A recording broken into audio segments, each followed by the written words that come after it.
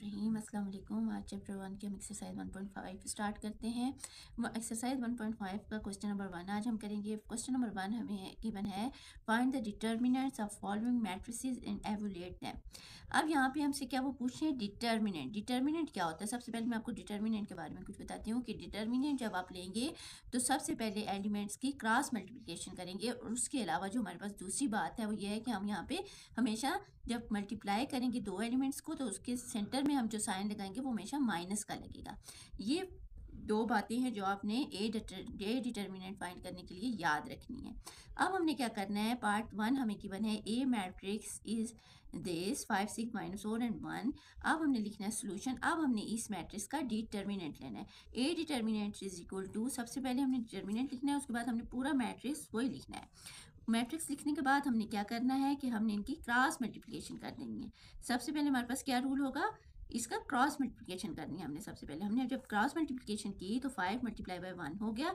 और दूसरी बात जो है डिटर्मिनेंट लेने की, वो आपने क्या याद रखनी है कि माइनस का साइन लगेगा। माइनस लगाया, उसके बाद हमने क्या करना है, -6 × -4 कर दिया। अब फिर हमने क्या किया कि इनको आपस में मल्टीप्लाई कर दिया, तो क्या आ गया, 5 1 = 5, माइनस माइनस हमारे पास क्या हो जाएगा, प्लस हो जाएगा, और 6 4 = 24 आ जाएगा। अब A determinant is equal to, हमने इन दोनों को ऐड किया तो हमारे पास 29 आ गया। अब हमने ए डिटर्मिनेंट फाइंड आउट कर लिया है। इसी तरह पार्ट बी गिवन है हमें, पार्ट 2 गिवन है, B matrix is equal to this. अब सेम हमने उसी तरह सोल्यूशन लिखना है। बी डिटर्मिनेंट लिख के उसके बाद हमने पूरा मैट्रिक्स लिखना है, और फिर हमने बी डिटर्मिनेंट फाइंड करने के लिए हमारे पास जो मेथड है, सबसे पहले है क्रॉस मल्टीप्लिकेशन। क्रॉस मल्टीप्लिकेशन जब हमने की 4 × 13 किया, और सेकंड जो हमने याद रखना है वो ये है कि यहाँ पे माइनस का साइन लगेगा। हमेशा डिटर्मिनेंट फाइंड करने के लिए हमने माइनस लगाना है। उसी तरह हमने माइनस लगाया, और फिर हमने -2 × 5 कर दिया। अब बी डिटर्मिनेंट हमने फाइंड आउट करने के लिए हमने क्या किया, इनको आपस में मल्टीप्लाई किया तो हमारे पास 52 आ गया, माइनस माइनस प्लस हो गया, और 5 2 = 10, दोनों को ऐड किया तो 62 आ गया। B determinant is equal to 63। अब पार्ट 3 हमें गिवन है, सी matrix is this.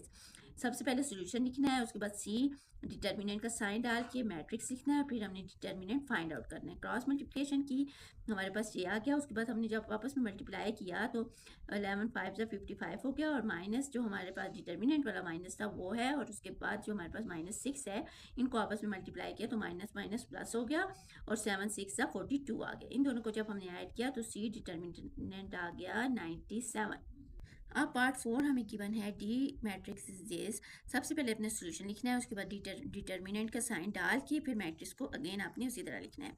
Determinant find करने के लिए हमने क्रॉस मल्टीप्लिकेशन की, 5 × -9 कर दिया, और फिर डिटर्मिनेंट का साइन जो हमने माइनस लगाना है वो माइनस लिखा, और फिर उसके बाद -8 × 6 कर दिया। अब 5 9 = 45 हो गया, -45, और ये माइनस अंदर इस माइनस के साथ मल्टीप्लाई होकर प्लस हो जाएगा, और 6 8 = 48 हो गया। अब एक हमारे पास माइनस की वैल्यू है, एक प्लस की। अब हमने क्या करना है, इनको माइनस करना है, तो हमारे पास डी डिटर्मिनेंट आ गया 3। अब पार्ट 5 हमारे पास है, ई मैट्रिक्स इज दिस।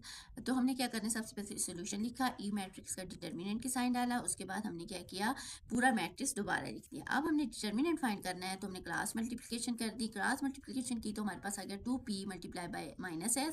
अब साइन डिटर्मिनेंट का जो हमने माइनस लगाना है वो हमने माइनस लगाया, और फिर हमने मल्टीप्लाई किया -3q × r। अब हमारे पास क्या हो गया कि हमने -2p को 2p × -s किया, तो हमने माइनस का साइन ले लिया, माइनस प्लस माइनस माइनस आ गया, और 2ps आ गया। इसी तरह माइनस और माइनस अंदर मल्टीप्लाई हो जाएंगे तो हमारे पास प्लस आ जाएगा, और इस तरह 3qr हमारे पास आ गया। अब हमारे पास पार्ट 6 है, F matrix is equal to 1 0 0 1। Solution लिखा, फिर हमने पूरा डिटर्मिनेंट का साइन डाल के हमने दोबारा अगेन मैट्रिक्स को लिखा। फिर डिटर्मिनेंट फाइंड करने के लिए हमने क्रॉस मल्टीप्लिकेशन की, तो हमारे पास आ गया 1 1 × 1 -0 × 1 1 1 × 1 -0 × 0 1 1 = 1 -0। अब हमारे पास एफ डिटर्मिनेंट आ गया 1। इस तरह हमारे पास पार्ट 7 है, G is matrix is equal to this. सबसे पहले सोल्यूशन लिखना है, उसी तरह जी डिटर्मिनेंट हमने फाइंड आउट करने के लिए क्या करना है कि क्रॉस मल्टीप्लिकेशन की, तो हमारे पास 6 × -3 हो गया, माइनस का साइन डाला जो हमारे पास डिटर्मिनेंट का है। उसके बाद हमने क्या किया, -11 × -1 कर दिया। जब आपस में मल्टीप्लिकेशन की तो हमारे पास -18 आ गया, माइनस माइनस प्लस, और हमने इन दोनों साइन को अंदर मल्टीप्लाई किया है तो हमारे पास +11 आ गया, डिटर्मिनेंट का साइन हमने बाय डी रखा। उसके बाद हमारे पास आ गया -18, माइनस प्लस माइनस 11 उसी तरह आ गया। अब हमने जब इनको आपस में देखा तो दोनों वैल्यूज माइनस की आ रही हैं, तो इट्स मीन कि दोनों प्लस हो जाएंगी लेकिन साइन माइनस का होगा। तो अब हमारे पास आ गया -29। अब पार्ट 8 हमारे पास है H matrix equal to this. हमने क्या लिखा, सोल्यूशन लिख दिया, उसके बाद डिटर्मिनेंट का साइन डाल के मैट्रिक्स दोबारा लिखा। उसके पास क्रॉस मल्टीप्लिकेशन करने के बाद हमने क्या किया कि इनको जब क्रॉस मल्टीप्लिकेशन की तो हमारे पास आ गया ACB -0। अब हमारे पास एच डिटर्मिनेंट आ गया ACB। अब हम क्वेश्चन नंबर 2 करते हैं 1.5 का। Find which of the following matrices are singular and which are non singular. सबसे पहले मैं आपको बताती हूँ कि सिंगुलर और नॉन सिंगुलर हम कैसे बता सकते हैं कि मैट्रिक्स कौन से होते हैं। Singular matrix always is equal to 0। आपने ये बात याद रखनी है कि सिंगुलर मैट्रिक्स जो है हमेशा 0 के इक्वल आता है। जब भी हम फाइंड आउट करेंगे तो हमारे पास 0 आएगा तो हमारे पास सिंगुलर मैट्रिक्स होगा। और नॉन सिंगुलर मैट्रिक्स को हम इस तरह पहचान सकते हैं कि जब हमारे पास non singular matrix is always not equal to 0। जब हमारे पास कोई भी मैट्रिक्स नंबर में आएगा 1 to 4 ऐसे ही कोई भी नंबर आ जाएगा तो हमारे पास नॉन सिंगुलर मैट्रिक्स होगा, वो 0 के इक्वल नहीं होगा। अब यहाँ पे हम क्या करते हैं कि वो हमसे पूछ रहे हैं पार्ट 1 में ए मैट्रिक्स इज दिस। अब इसे फाइंड आउट करके हम बताते हैं कि वो सिंगुलर है या नॉन सिंगुलर। सबसे पहले हमने सोल्यूशन लिखा ए, हमने यहाँ पे ए डिटर्मिनेंट लेना है। ए डिटर्मिनेंट लेने का वही प्रोसेस है, क्रॉस मल्टीप्लिकेशन की, सेंटर में माइनस का साइन डाला तो हमारे पास क्या आ गया 5 1 5 -6। अब हमने ए डिटर्मिनेंट जब फाइंड किया तो हमारे पास क्या आ गया -6, क्योंकि बड़ी वैल्यू की साथ माइनस का साइन है तो हमने -1 लगा दिया। अब यहाँ पे हम देखें तो ये इक्वल टू नॉट 0, -1 0 के इक्वल नहीं है, इसलिए हम क्या लिखेंगे, सो मैट्रिक्स इज नॉट सिंगुलर। अब क्वेश्चन नंबर 2 का पार्ट 2 है हमारे पास बी मैट्रिक्स इज दिस। तो हमने सबसे पहले क्या लिखना है, सोल्यूशन लिखना है और फिर उसके बाद हमने डिटर्मिनेंट फाइंड आउट करना है। डिटर्मिनेंट फाइंड आउट करने के लिए हमने क्रॉस मल्टीप्लिकेशन की और सेंटर में वही माइनस का साइन डाला तो हमारे पास क्या आ गया 12 माइनस माइनस प्लस, पहले माइनस को बाय डिटर्मिनेंट को ऐसे ही रहने थे। इससे अच्छा है कि हम अंदर वाली ब्रैकेट को आपस में साइन को मल्टीप्लाई कर लें ताकि इजीली हम सॉल्व कर सकें। माइनस माइनस प्लस 12 आ गया। अब हमने क्या किया 12, अब ये माइनस जो बाय डिटर्मिनेंट वाला था माइनस प्लस माइनस 12 आ गया, तो हमने क्या देखा कि B determinant is equal to 0। अब हमें पता है कि मैट्रिक्स इज सिंगुलर, क्योंकि ये इज 0 हमारे पास आ गया है, इसलिए ये मैट्रिक्स क्या हो गया, सिंगुलर मैट्रिक्स होगा। पार्ट 3 हमें गिवन है C is equal to this matrix.